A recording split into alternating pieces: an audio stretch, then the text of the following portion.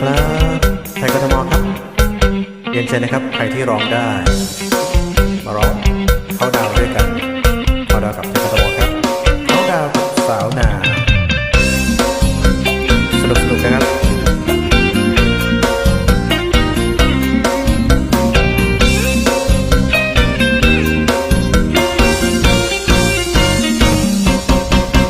เข้าด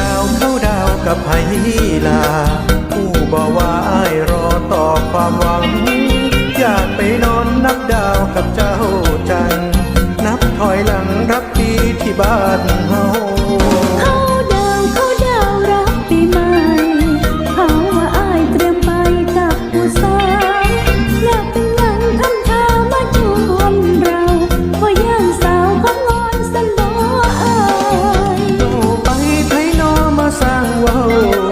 ผู้สาวอ้ายคือต่อเจ้าละนานเว้าคือห่างเราก็เป็นต่างส่วนใครบ้างไปเข้าดาวเว้าออกมา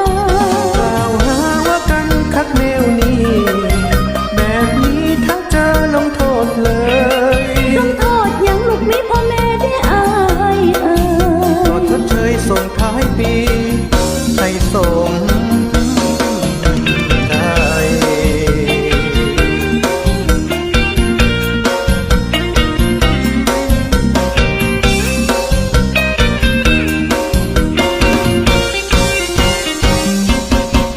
เข้าดาวเนาะปีนี้เว้าอีหลีหัวใจอยากเมื่อหาร่วมส่งท้ายปีเก่าที่บ้านนานับเวลาถอยหลังเคียงข้างกันมาเด้อลาคืนบ้านนามองเก่าที่เฮาฝันคุยทางไลน์เห็นหน้าจอบอกพอกันอ้ายรอวันเขาดาวกับสาวนาพอกันบ้านเฮาเด้อน้องลาหวังว่าคงบ่แคนเซิลกันบอกเจ้าของดีบอกคำเว้านั้นเมื่อถึงวันยันมากับผู้สาวทั้งใดบ่มีดอกอ้ายล็อกหัวใจไว้เพื่อเฮาสาธุให้เป็นทั้งคำว่าพอกันวันเขาดาวเด้อสาวนา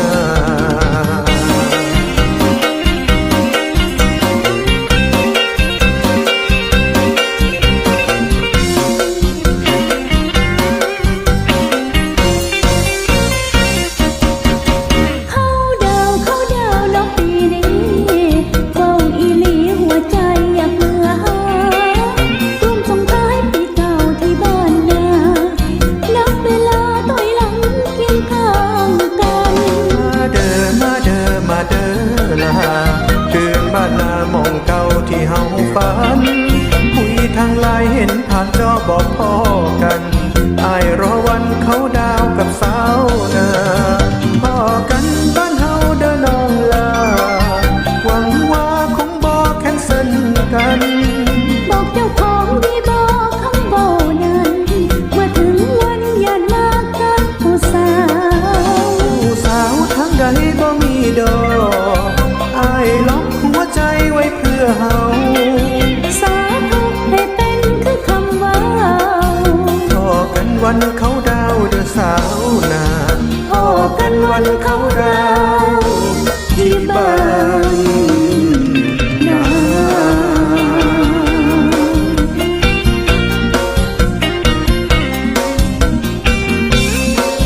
ขอบคุณนะครับใส่ปีนี้ต้องเข้าดาวที่บ้านแล้วล่ะครับขอบคุณครับ